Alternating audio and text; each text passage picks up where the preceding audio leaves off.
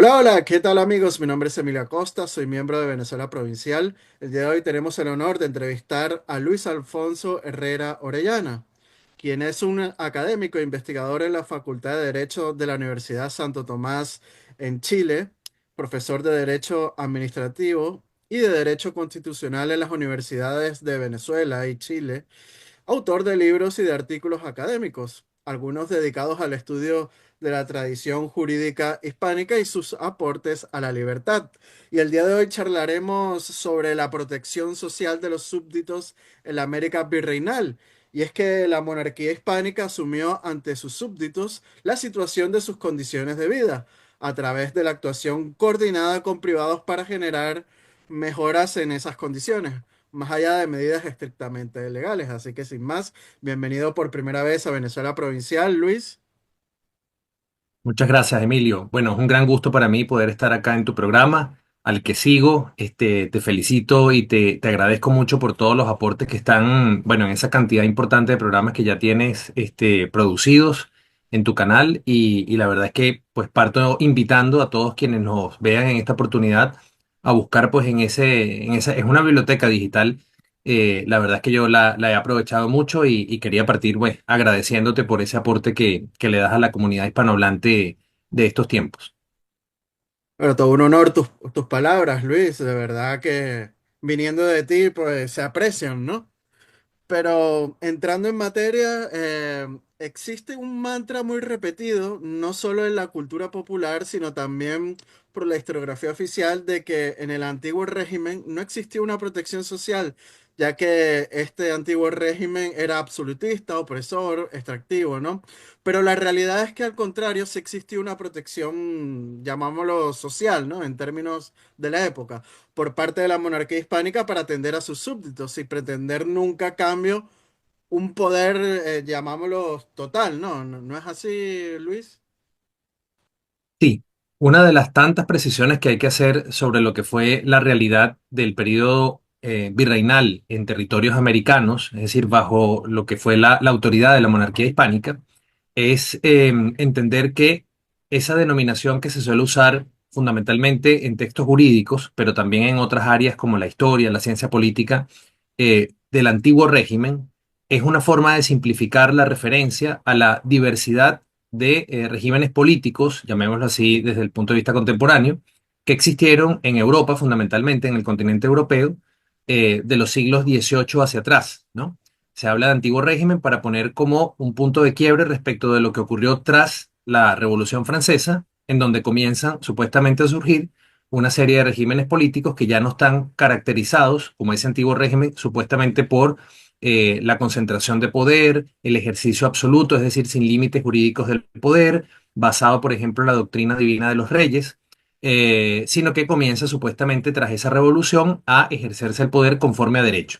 Y dentro de esa denominación se coloca la monarquía hispánica como, bueno, esa forma de ejercer el poder en la cual los súbditos no tendrían mayor protección jurídica y mucho menos algo que, para muchas fuentes, recién comienza es en el siglo XX, cuando se adoptan nociones como la de servicio público, Estado social o derechos sociales.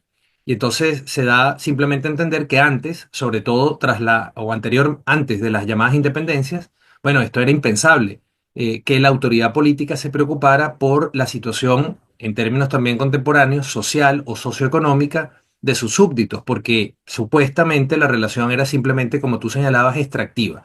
Es decir, entréguenme impuestos, entréguenme ganancias, entréguenme en definitiva bienes con los cuales yo financiarme, yo autoridad real, y ustedes sencillamente acaten mi voluntad ilimitada. Y la verdad es que hay que partir cuestionando la aplicación de esa noción de antiguo régimen a la monarquía hispánica. Porque, en definitiva, cuando uno consulta las fuentes, tanto primarias como las derivadas, las secundarias, es decir, de investigaciones, de artículos, libros dedicados a desentrañar lo que realmente fue, como tú lo has venido tratando con distintos invitados a lo largo de tus programas, es que la monarquía hispánica desde el principio, ¿verdad? Tanto en el periodo de la Reconquista en la península como luego en lo que fue su expansión hacia lo que luego se reconoció como un nuevo continente, tuvo una misión, una finalidad, perdón, misional, de evangelizar. Y eso, claro, uno lo puede ver como que, simplemente iban a llevar una fe religiosa o una nueva creencia a estos territorios o a tratar de consolidar esa fe en esos territorios. Y no es así, porque esa finalidad misional básicamente lo que implicaba era instalar una visión del mundo, del ser humano, del ejercicio del poder político diferente a la que se había hasta ese momento histórico, ¿verdad? Ido desarrollando más bien de forma bastante ilimitada, ¿no? Respecto de la protección de la que gozaban aquellas personas que no estaban dentro de la estructura de poder.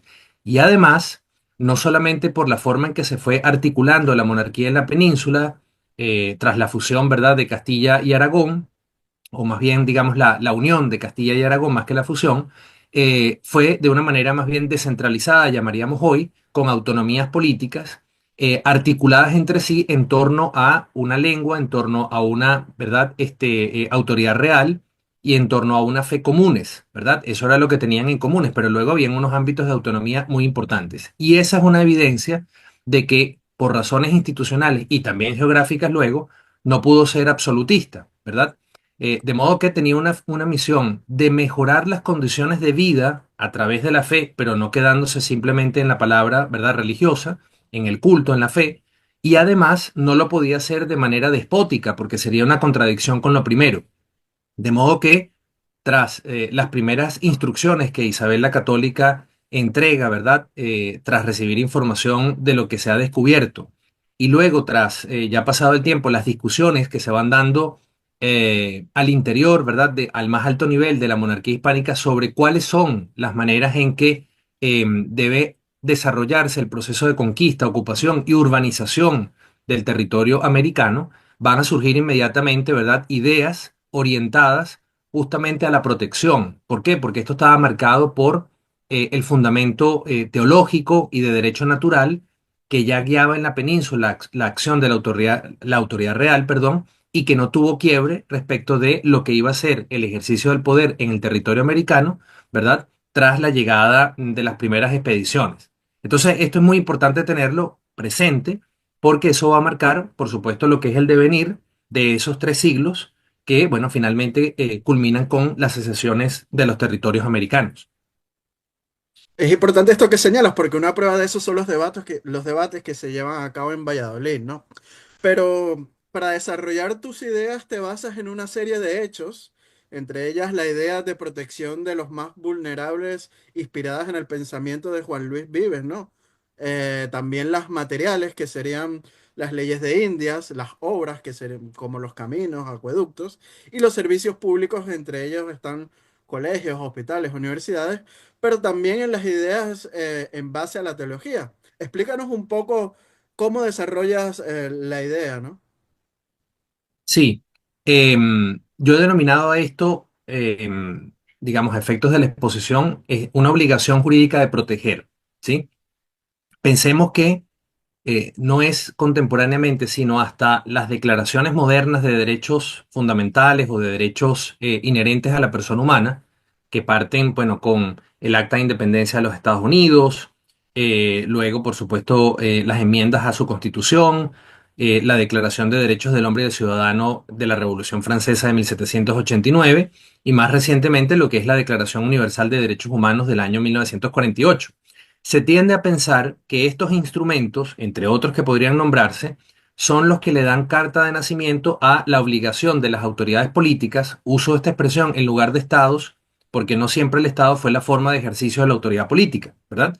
Entonces, se suele asumir que estos instrumentos, decía, son el acta de nacimiento de las obligaciones jurídicas de las autoridades políticas frente a sus súbditos, no solamente respecto de la tutela o garantía de los llamados derechos civiles, ¿verdad? O derechos de libertad, sino también respecto de sus condiciones socioeconómicas, que hoy en día les llaman derechos sociales y genera una cantidad de problemas que luego, si hay oportunidad, lo comentamos. El caso es que los hechos demuestran que esto no es así, al menos respecto del mundo hispánico, porque desde muy temprano, efectivamente, por ejemplo, en lo que fueron propuestas que se convirtieron en políticas públicas por allá en 1526, ¿verdad?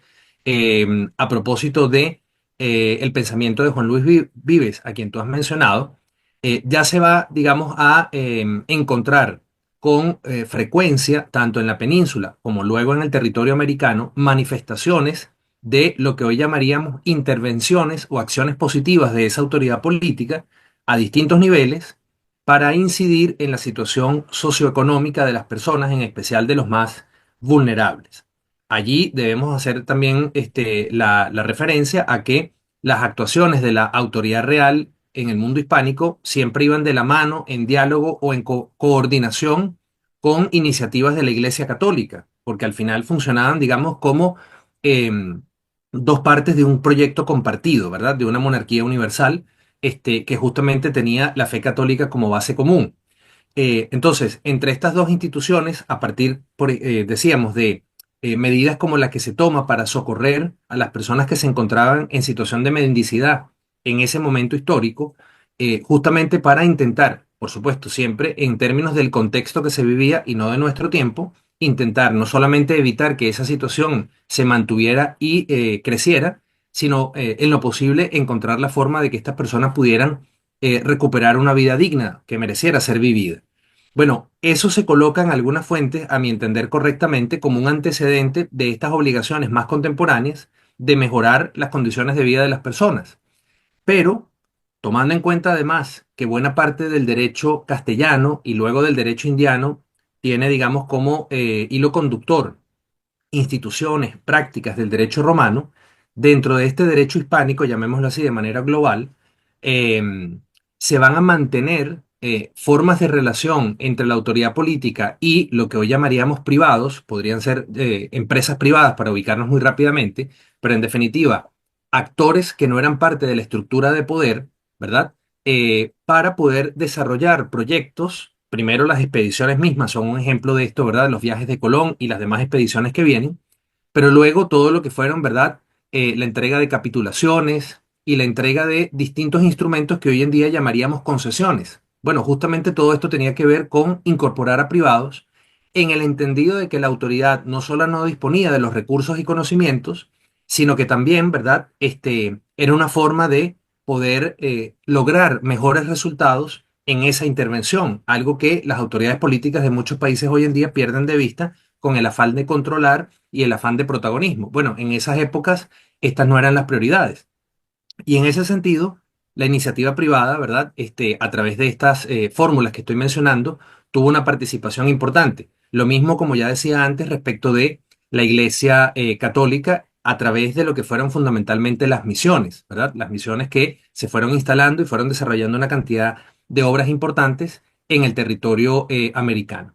Y esto es importante destacarlo, Emilio, porque desde hace tiempo, me parece, o de un tiempo para acá, se viene insistiendo, felizmente debo decir, porque en los estudios jurídicos esto brilla por su ausencia, en la no solamente importancia, sino en la eficacia que tuvieron estas normativas llamadas leyes de Indias, desde el punto de vista sobre todo de lo que hoy llamaríamos derechos de primera generación o derechos de libertad, en cuanto a la propiedad, en cuanto a las garantías jurídicas judiciales, en cuanto a lo que sería la protección de la libertad personal.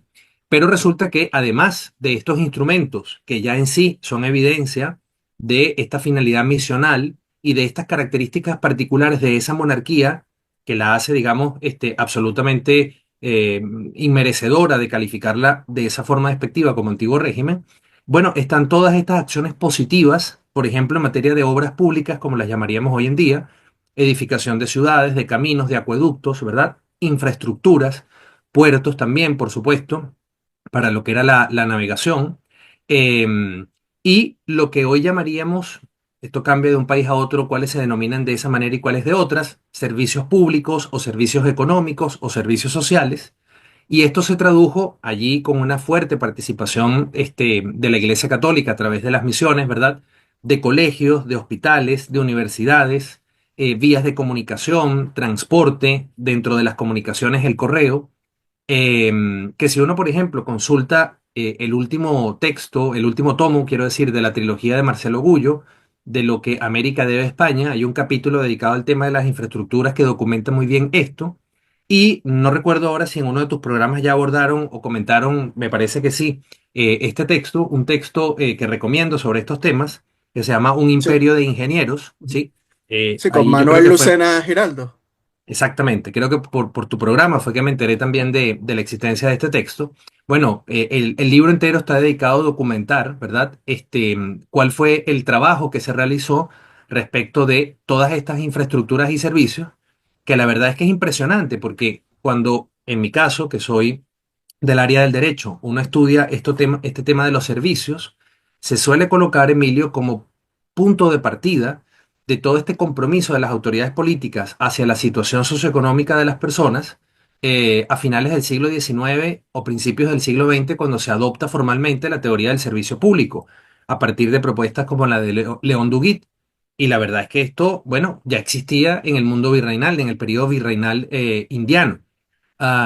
Claro, en el contexto de su época, no podemos pretender, por supuesto, que el nivel de tecnológico o de alcance o de acceso se parezca a los que se van a lograr en el siglo XX.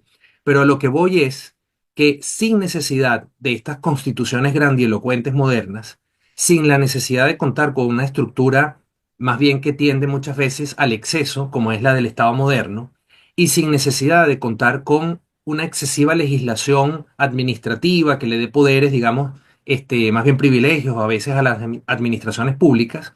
En ese periodo virreinal se logró desarrollar todo esto justamente a partir de esas motivaciones que antes mencionaba, porque la preocupación de las autoridades, lo mismo que la Iglesia, por supuesto, dejando de lado, como siempre tú lo aclaras en tus programas, las fallas, los problemas, digamos, que se hayan podido presentar desde el punto de vista del acceso o no, la desigual calidad que se hayan podido presentar en estas distintas estructuras y servicios, nada más y nada menos casi que en todo el continente americano, ¿verdad? Desde los territorios que hoy todavía, que hoy, perdón, día son parte de los Estados Unidos hasta la Patagonia.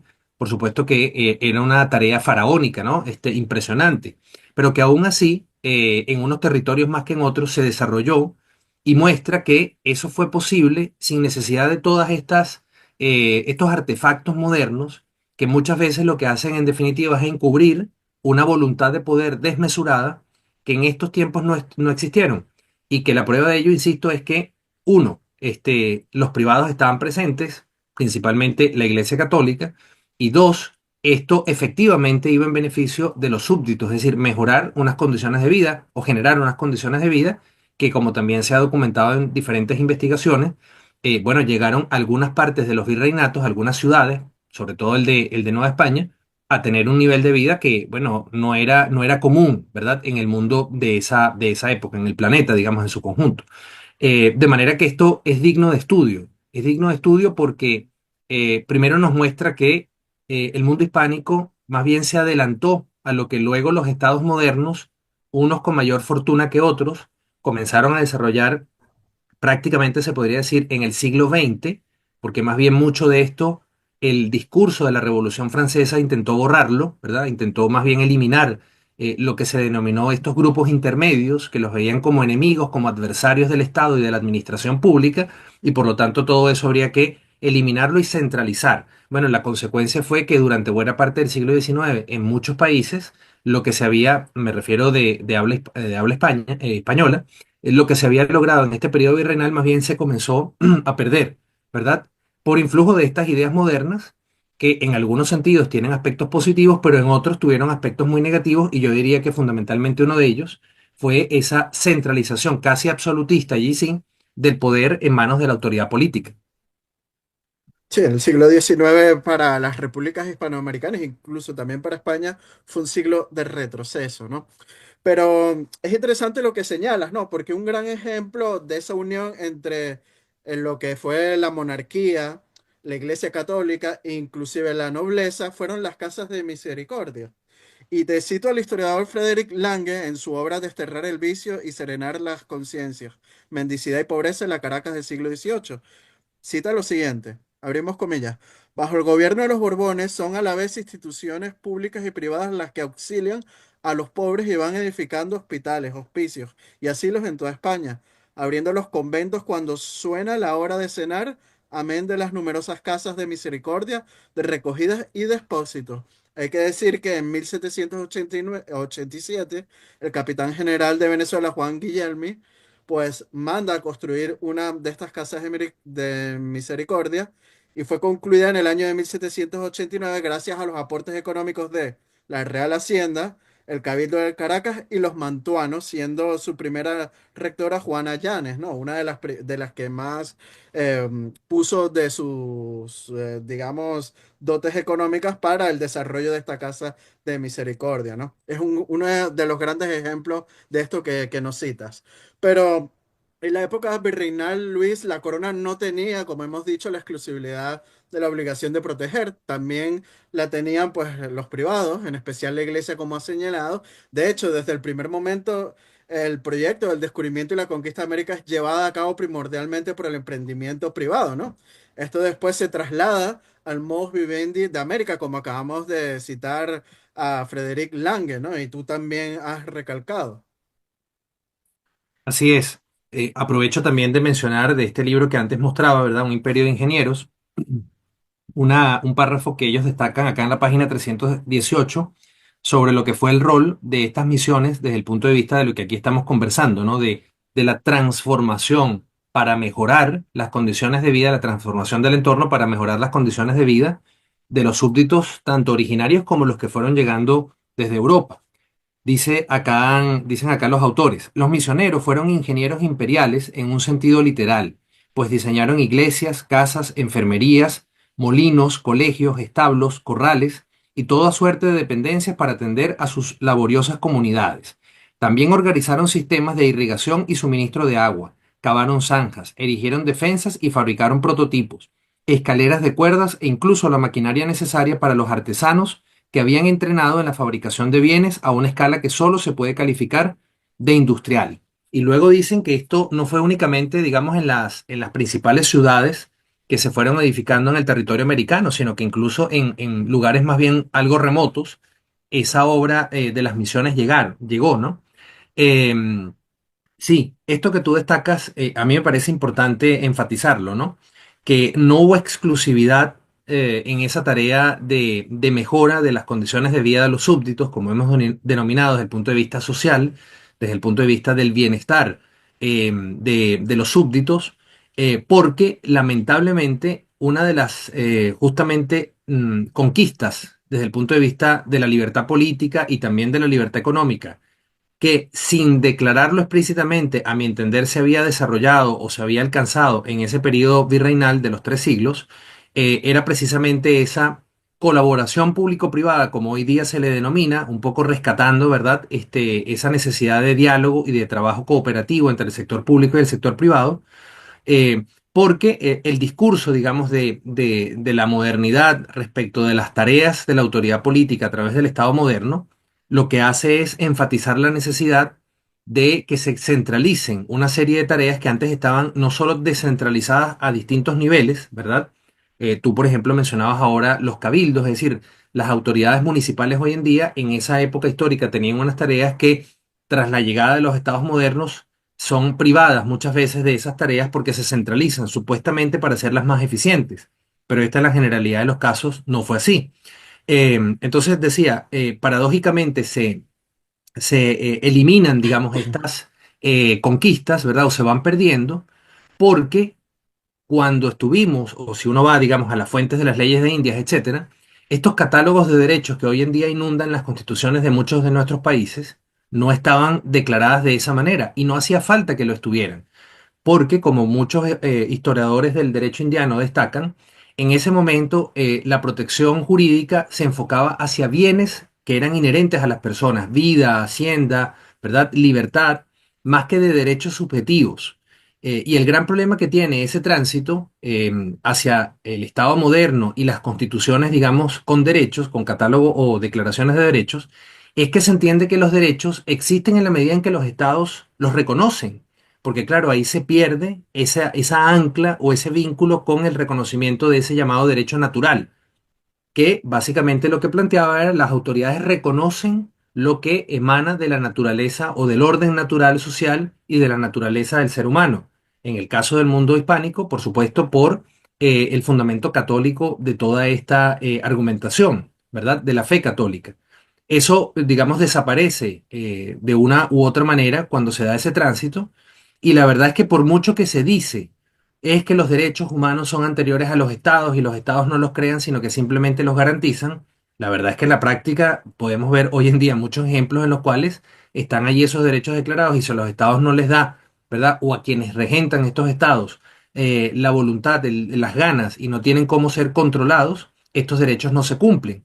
Entonces, desde el punto de vista de la iniciativa privada, que es tan importante para poder tener un alcance mayor en la protección social de antes los súbditos y ahora los ciudadanos en todos nuestros países, al tú excluirla, o al tú subordinarla a una cantidad de obstáculos, muchas veces que son desincentivos para que esa iniciativa esté, lo que hace es restringir, ¿verdad? La posibilidad de una mayor oferta, de un mayor alcance, con mayor calidad, porque el conocimiento suele estar, como ya los viejos, digamos, los antiguos romanos lo sabían, en el ámbito privado, en donde se investiga, se experimenta, se innova, ¿verdad? Se desarrolla a través de la función empresarial esta experiencia del ensayo y el error para ir mejorando las condiciones o la forma de satisfacer las necesidades humanas. Bueno, conscientes de eso, en el periodo virreinal esa asociación estaba, pero se pierde con esa hambre,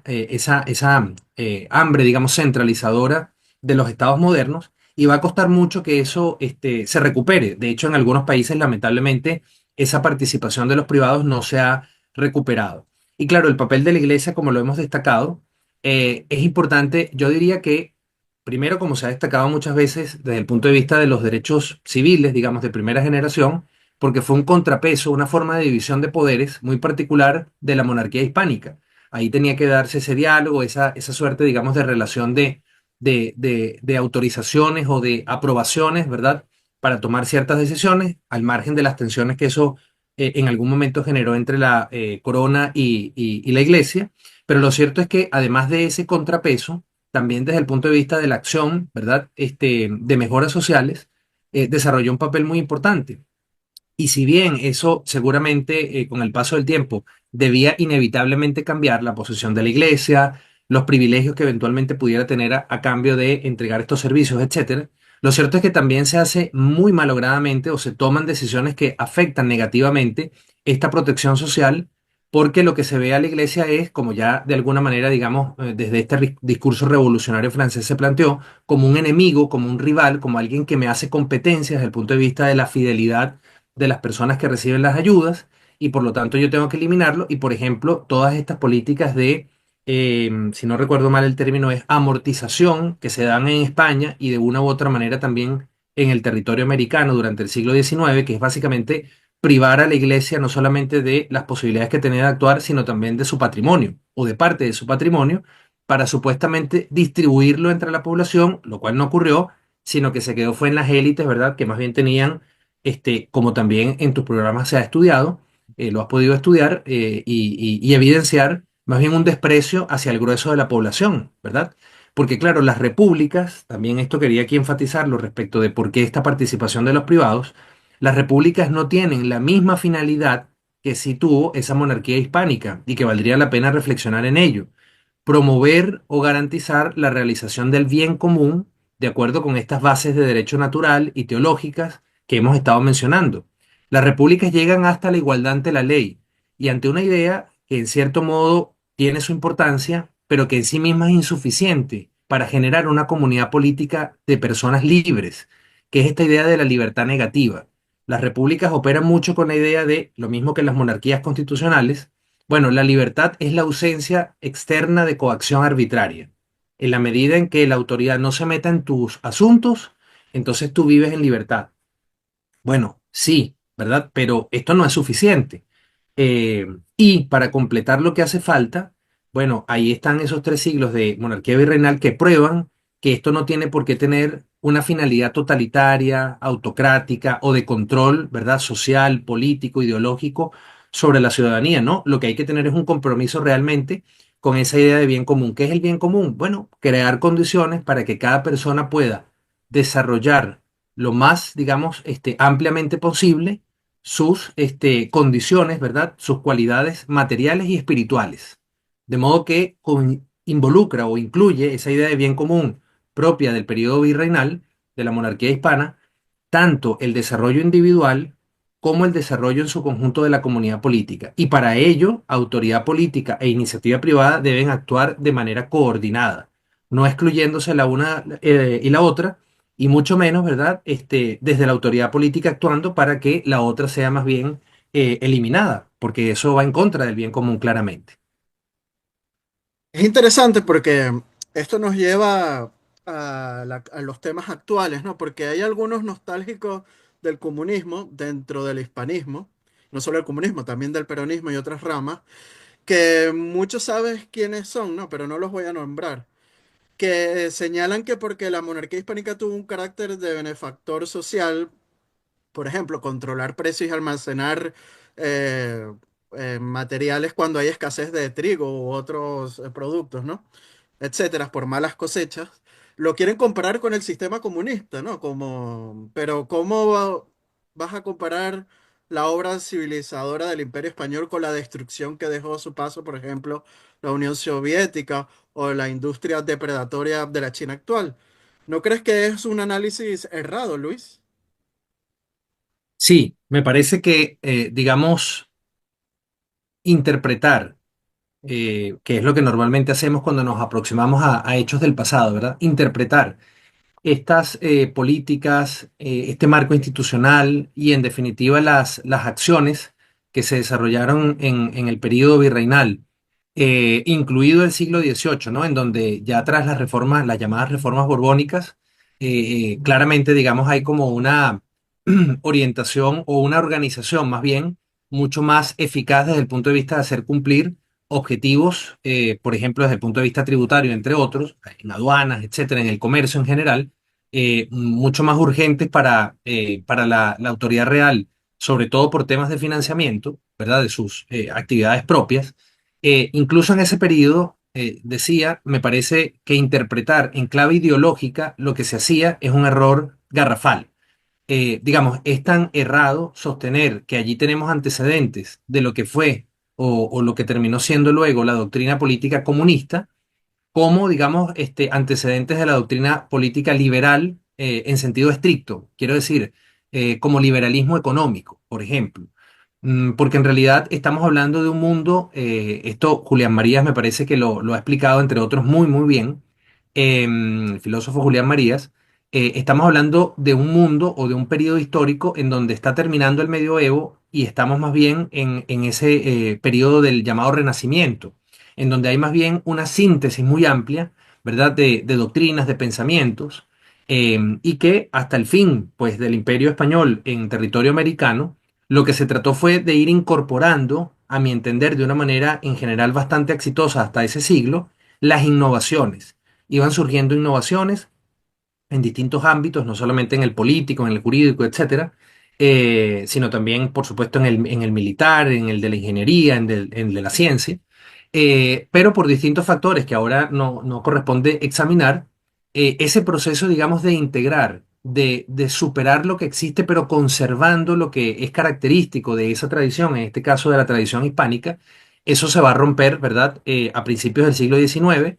Bueno, ya venía un proceso quizás de influencia importante de la cultura francesa o la tradición francesa en el mundo hispánico, pero tras la invasión, como sabemos, y luego lo que fue la reacción en los territorios americanos frente a esa invasión napoleónica, comienza ese proceso más bien como de declive y en donde ya se cambió esa incorporación progresiva y evolutiva de lo innovador, ¿verdad? En esa transición del Renacimiento ahora a la modernidad, a lamentablemente una negación de lo que habíamos sido y una incorporación acrítica, ¿verdad? En muchos casos, más bien irresponsable, habría que considerar, y no lo hago desde el presente, sino que ya en esa época parecía claramente temerario y por eso hubo tanto debate en estos territorios y tanta lucha para impedir ese salto al vacío que fueron las secesiones. Bueno, se decide, digamos, tirar por la borda esa experiencia acumulada.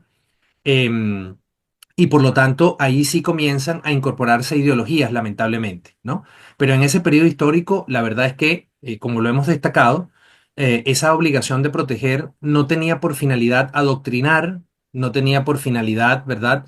Porque la religión, por mucho que se quiera insistir, bueno, eso era una forma de manipular, etcétera, la verdad es que es una cultura más bien, ¿verdad? Es más bien una forma de existir, una forma de reconocer al otro, una forma de comportarse, una forma de diseñar instituciones, ¿verdad? Es una cultura más bien, como habría que entenderlo, y no existía, como decía, ese ánimo de adoctrinar, de dominar, de controlar, ¿verdad? Y mucho menos de exterminar, que es a donde muchas veces algunas ideologías como estas que son de corte totalitario llevan.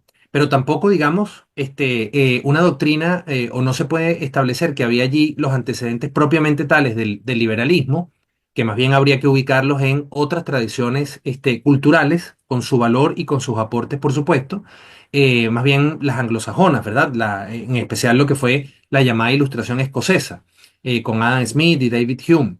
Pero claro, allí el énfasis está en lo económico y yo allí rescataría más bien lo que fue la preocupación de los pensadores escolásticos hispanoamericanos, españoles, perdón, en Sí, este la caso, escuela de Salamanca. la escuela de Salamanca, efectivamente, porque ellos, claro, partiendo de la realidad, siempre plantearon respuestas que permitieran el comercio, que garantizaran la propiedad, que promovieran los intercambios, pero entendiendo que el exceso, que la ausencia de moderación, de prudencia, y esto es claramente un pensamiento tomista, en esos intercambios podía llevar a resultados más bien socialmente insatisfactorios. Ese tipo de reflexiones se pierde, ¿verdad? Con la adopción en bloque de lo que luego sí terminan siendo ideologías. De manera que yo diría que a ese periodo hay que aproximarse en su propia clave y entendiendo más bien o procurando entender lo que nos enseña respecto de lo que las ideologías, con esa visión siempre más bien simplista o simplificadora de la realidad, nos han hecho perder, que es que la realidad es mucho más compleja y tú tienes que componer, ¿verdad? O trabajar con distintos factores, a veces enfatizando la libertad, pero otras veces, sin que eso tenga por qué ser autoritarismo, restringiendo la libertad de una forma, digamos, orientada justamente a una mejora en las condiciones generales de vida o para generar, en definitiva, asegurar esas condiciones generales de vida más favorables al conjunto, ¿no? Sí, es un error garrafal ver con ojos modernos y hacer comparaciones de los 300 años en la monarquía hispánica en América con los estados modernos surgidos después de la Revolución Francesa, ¿no? Pero bueno, sabemos que muchos de estos autores lo que quieren es vender sus ideologías por medio del hispanismo, pero bueno, eso es otro tema. Regresando al tema que nos compete el día de hoy, irónicamente, con la caída de la monarquía hispánica en América se da el fin de la protección social, ¿no? Llamada de alguna manera así, de los súbditos con la llegada de las repúblicas, después de las independencias. No es una paradoja. Por ejemplo, los indígenas pierden sus resguardos y tierras de comunidad. De verdad que cuando se critica a la monarquía hispánica como algo absolutista, como bien has dicho, y comparar a las repúblicas con libertades es una paradoja, como has señalado, ¿no? Así es. Así es porque las repúblicas efectivamente, ya como hechos históricos consumados, tuvieron la oportunidad de mejorar lo que habían recibido de ese periodo virreinal, dejando de lado lo que en algunos territorios americanos implicaron las guerras, ¿verdad? Por separarse de la corona española y el saldo pues en víctimas y en destrucción general de la economía, del marco político, jurídico, etcétera. Pero aún así, digamos, en efecto hubo la oportunidad de, a partir de ese conocimiento y de esa experiencia adquirida, si se hubiese actuado con otras perspectivas y con un proyecto compartido de naciones y más allá de las naciones, como un poco desde Chile, Andrés Bello siempre propuso, de mantener una cooperación hispanoamericana, no necesariamente una integración, digamos, como la que conocemos hoy en día en el caso de la Unión Europea, pero sí un estrechamiento de vínculos y un reconocimiento colaborativo entre ellas. Si eso se hubiese dado, probablemente se hubiese podido avanzar hacia un fortalecimiento de las iniciativas privadas, incorporar adecuadamente, ¿verdad?, todas estas tendencias que se fueron desarrollando por distintos factores a partir de la revolución industrial en otros territorios, en otros países, en otros ordenamientos jurídicos, precisamente para promover la generación de bienes y servicios, la productividad, ¿verdad? Que en definitiva es fundamental para que haya calidad de vida y para que las personas además puedan tener libertad política, porque sin libertad económica, sin derechos de propiedad, sin esa, digamos, base o sustrato que durante el periodo virreinal, bajo otras coordinadas y con otras finalidades, se intentó impulsar, bienestar en general, bien común, no es posible que haya tampoco ni libertad política ni libertades civiles si las personas están en una situación más bien de pauperismo o de indigencia, ¿verdad? O de exclusión, de discriminación. Pero lamentablemente esto, como sabemos en general, no fue lo que ocurrió.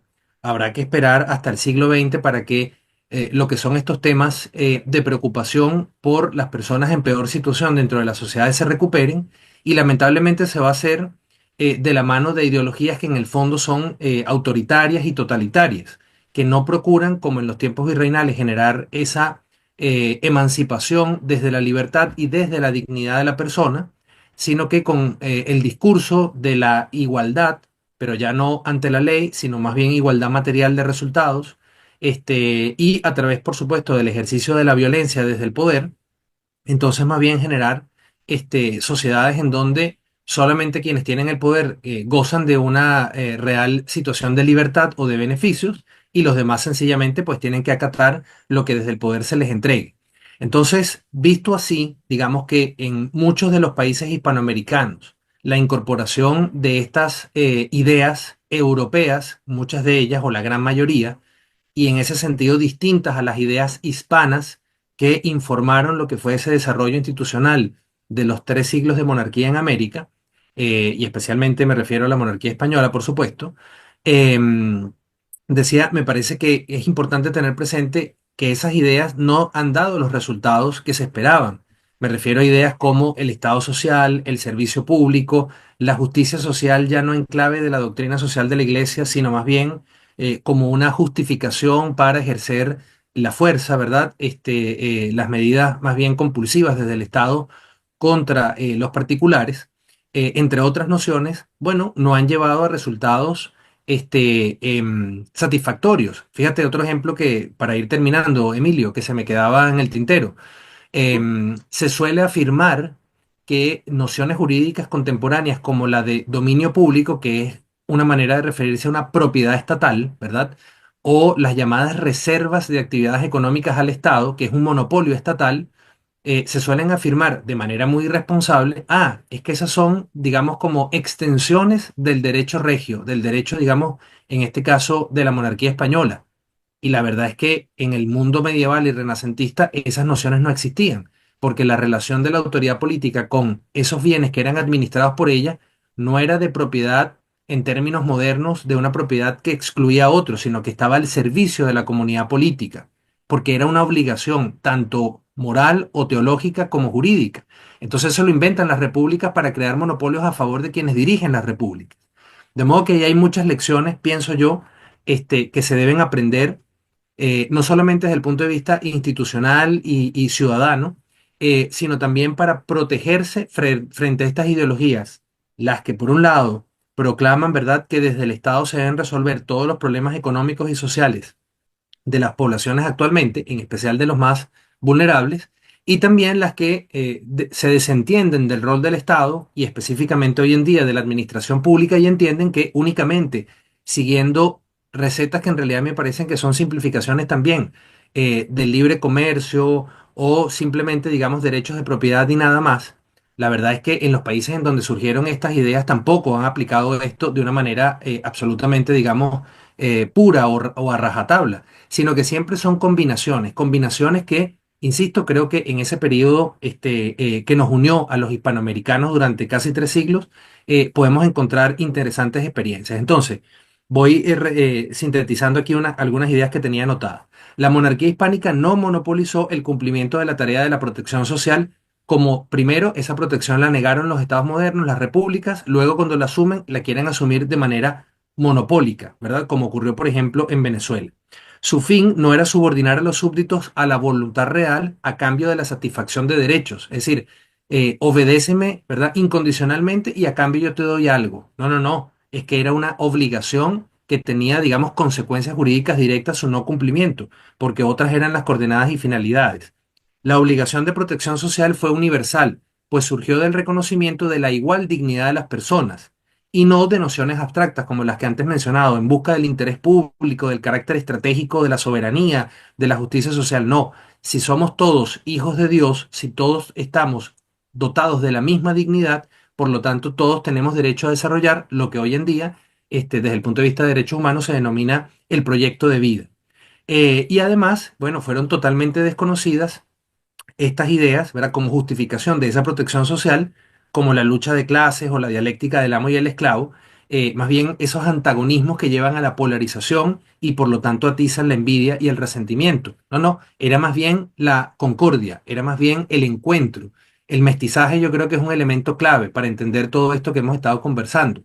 Por algo, ¿verdad? No habían compartimientos estancos, más allá de que siempre en la especie humana está esta desconfianza hacia el otro, hacia el que es diferente, pero el mensaje, tanto político como jurídico y teológico, era, son iguales, ¿verdad?, en dignidad y por lo tanto las discriminaciones deben irse erradicando, justamente para que esa, más bien, iracundia que termina instalándose allí, en donde llegan los discursos más bien revolucionarios en sentido moderno, para dividir y para colocar en un lado a los buenos y en otro lado a los malos, termina generando es lo contrario, ¿no? Caos, ruina, miseria, y pérdida de la libertad.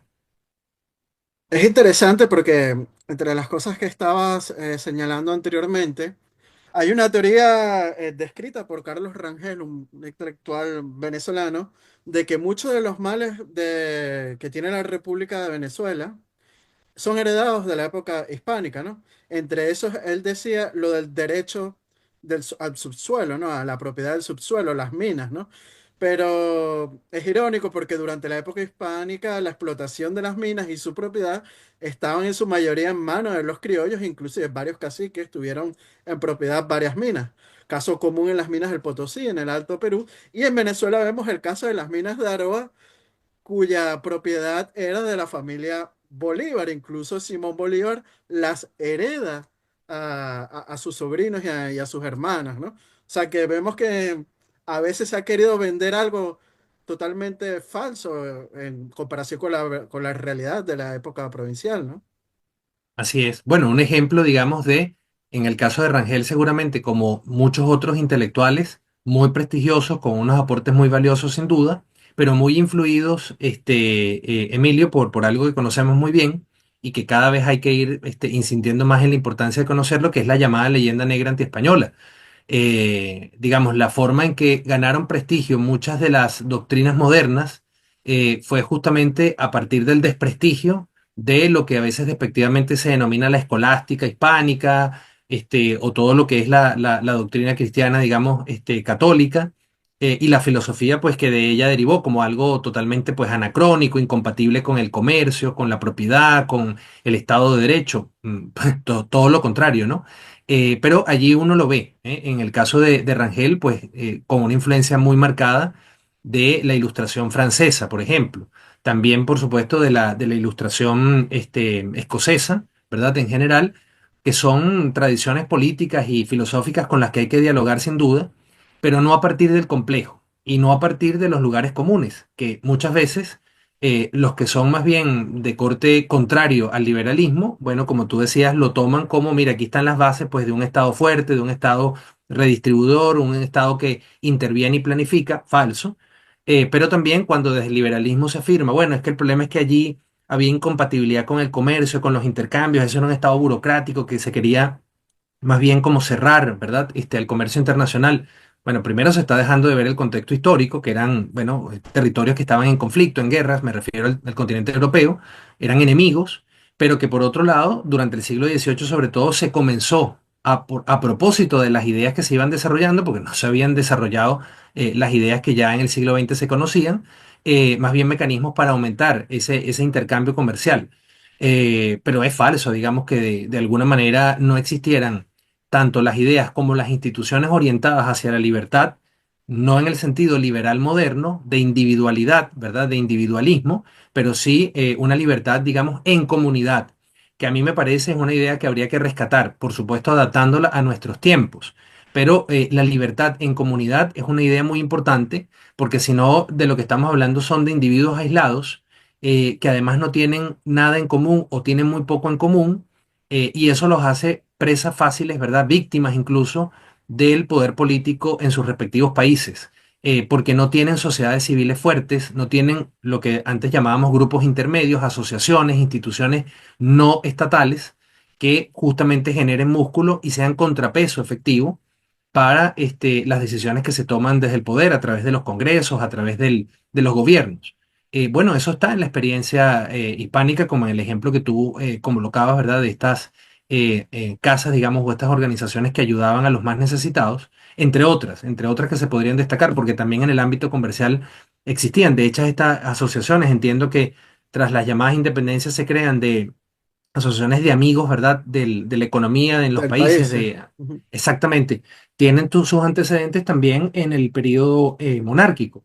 De modo que, insisto, creo que es mucho lo que tendrían las repúblicas y los ciudadanos de las repúblicas que aprender de ese periodo, entre otras cosas, porque esa protección social se procuró y se logró alcanzar en muchos casos sin comprometer la libertad de los súbditos, sino más bien manteniendo la libertad. Eso es algo que las repúblicas rara vez han logrado en estos poco más de 200 años de supuestamente soberanía e independencia. Y por el contrario, son más los experimentos en los cuales, en nombre de esa protección social, más bien lo que se ha hecho es empobrecer a los países y perder las libertades fundamentales que son indispensables pues, para la vida digna del ser humano.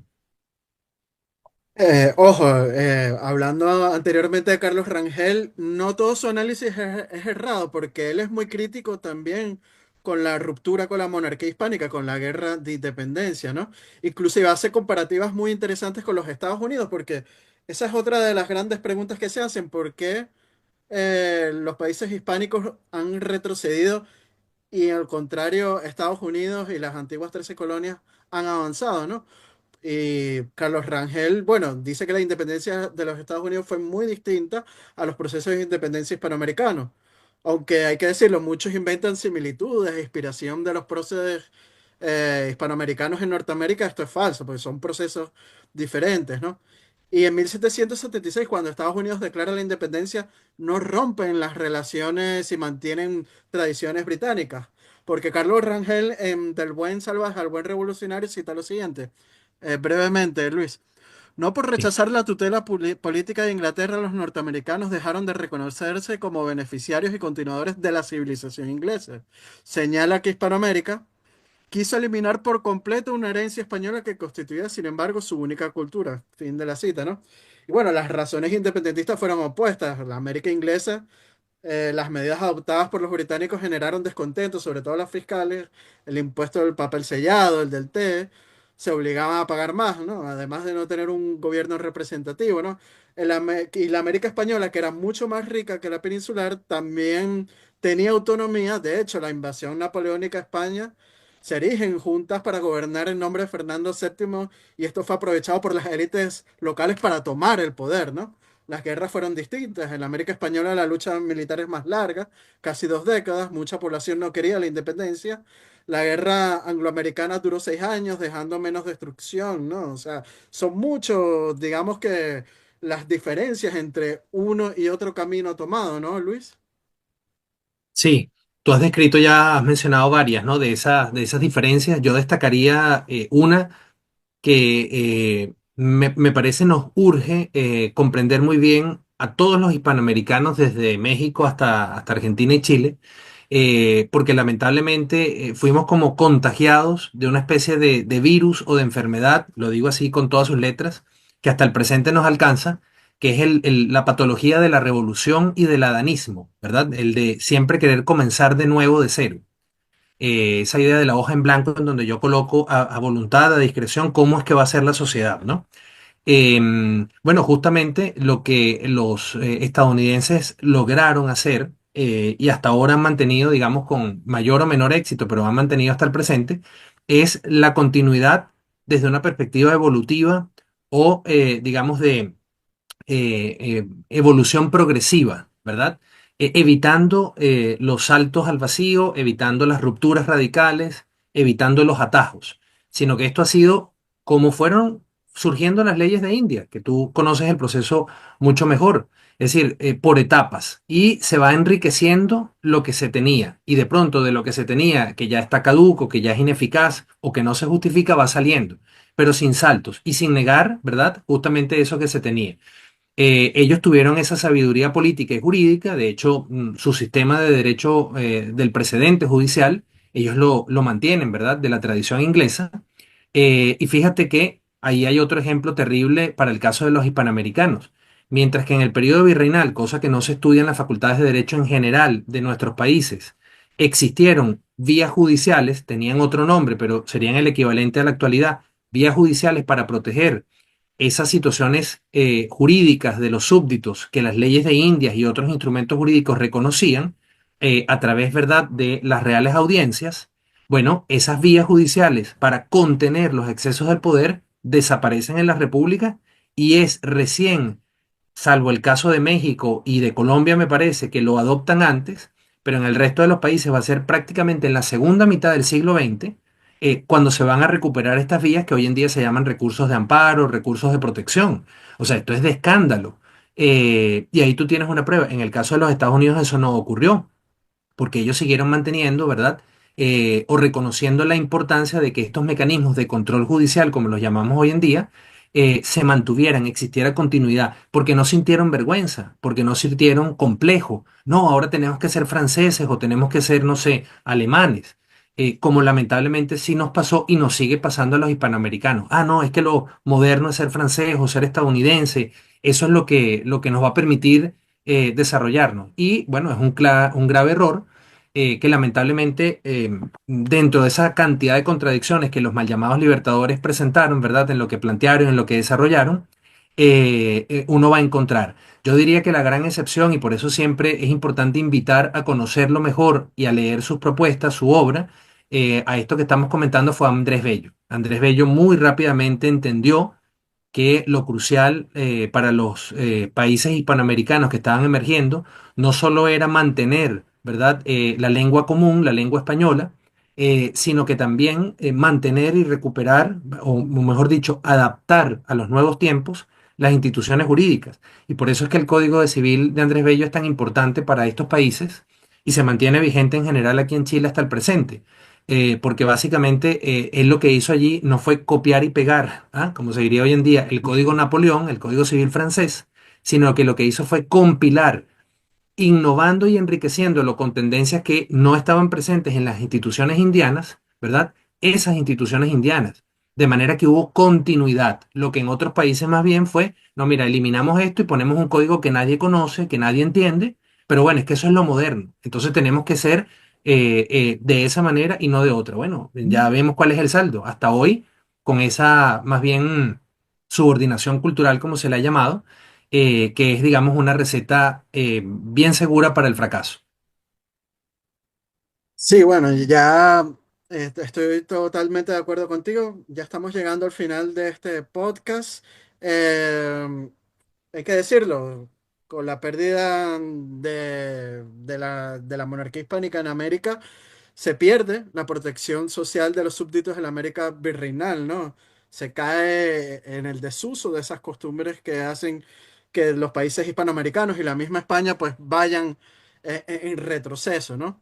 Porque sí, la monarquía hispánica asumió ante sus súbditos la situación de sus condiciones de vida a través de la actuación coordinada con privados, como hemos dicho, para generar mejoras en esas condiciones, más allá pues de las medidas estrictamente legales, ¿no? Como nos ha expuesto el día de hoy Luis. Así que bueno, Luis, ha sido todo un gustazo tenerte el día de hoy en Venezuela Provincial. Espero que sea la primera de muchas otras oportunidades que podamos conversar de estos temas hispánicos que nos unen de un lado y del otro del charco. Y bueno, las cámaras son todas tuyas para despedirte de nuestro público.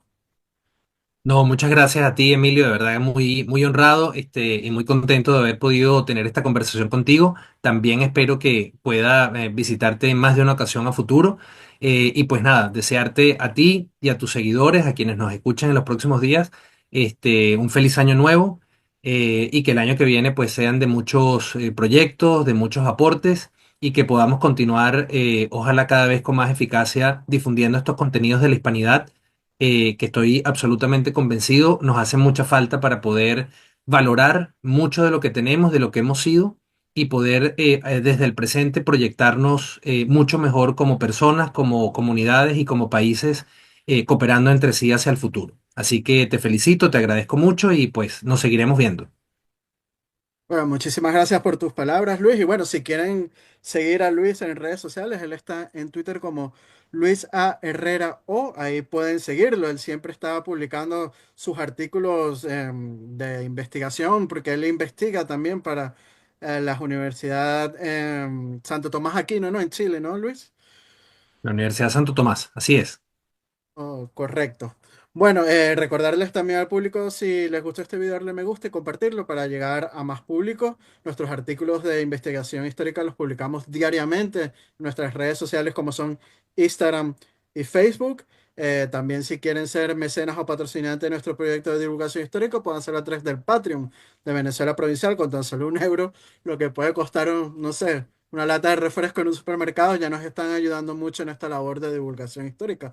Aprovechamos, Luis, para enviarle un fuerte saludo y abrazo a nuestros mecenas y patrocinantes, como lo son Gabriel Arrieta, Ángel Suárez, Juan Cristóbal García, Lome Elizam, Domingo González, Miguel Curvelo, Jan Rosales y nuestros miembros del canal de YouTube África del Valle y Antonio Miraquian, que también por ahí es otra de las formas que nos pueden apoyar, haciéndose miembros de nuestro canal de YouTube. Así que bueno, Luis, te mando un fuerte abrazo hasta el cono sur, ¿no? Hasta allá Chile, desde aquí, Fin desde del la mundo. península ibérica, sí, de extremo a extremo casi del mundo hispano, pero bueno, hasta una próxima oportunidad. Chao, chao.